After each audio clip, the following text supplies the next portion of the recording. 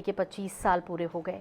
22 मई 1997 की उस काली रात में आए विनाशकारी भूकंप में 41 लोगों ने अपनी जान गंवाई थी, जिसे याद कर आज भी संस्कार धानी के लोग सिहर जाते हैं। लेकिन जहां पर भूकंप का केंद्र था, वहां एक ऐसे श्रमदानी शख्स ने दिन रात एक एक कर लोगों की ऐसी मदद की जिसे लोग आज तक भुला नहीं पाए हैं।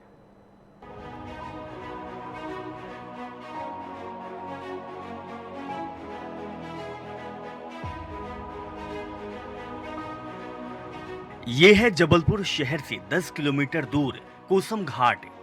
22 मई 1997 की रात में इसी कोसम घाट ने धरती के अंदर ऐसी हलचल मचाई कि जबलपुर शहर के हर एक घर की दीवारें हिल गई। कई घर मलबे में तब्दील हो गए तो कई घरों में ऐसी दरारें पड़ी जो आज भी ताजा है। इसी भूकंप ने 41 लोगों की जानें ले ली और सैकड़ों लोगों को जीवन भर के लिए अपाहिज बना दिया। उस भूकंप की दहशत कोसम घाट में रहने वाले बुजुर्गों की आंखों में साफ तौर पर नजर आती है।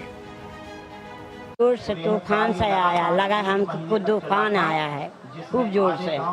तो हम अपना बच्चा नाती को यहाँ से लेकर ढांक ले कि तूफान आया है। और फिर थोड़ी देर से खूब दीवारें गिरने लगी, ऊपर से खपरा गिरने लगी, ठाठ के दीवारें गिरने लगी। और क्या कहते हम और हमारा नाती दब गए, दोनों जने दीवारों में।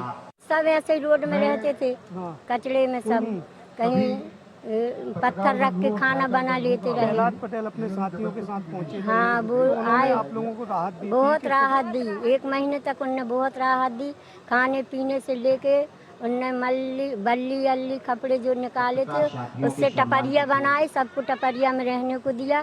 मिलिट्री वाले आए, उन्होंने टेंट लगवाया और हम लोग को सुरक्षित करा।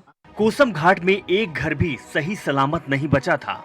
हर इंसान बेघर होकर खुले आसमान के नीचे सरकारी मदद का इंतजार कर रहा था।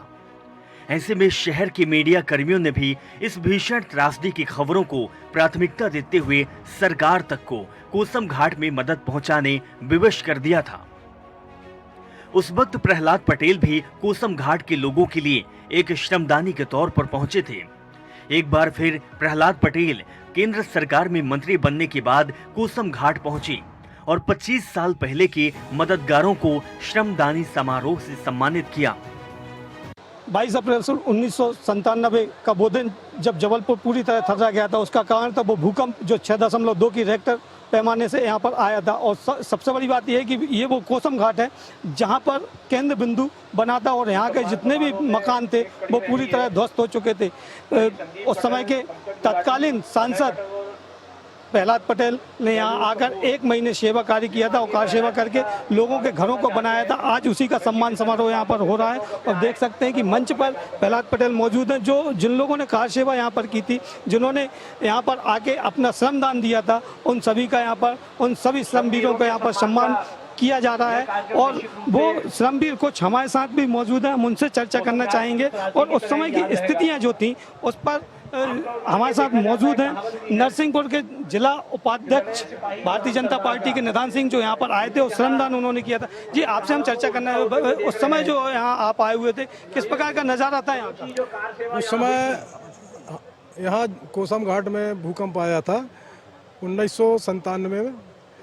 22 मई 1997 में भूकंप आया था। उस समय हम लोग भाई साहब के नेतृत्व में यहाँ पे कार सेवा के उसमें हम लोग श्रमदान किया था।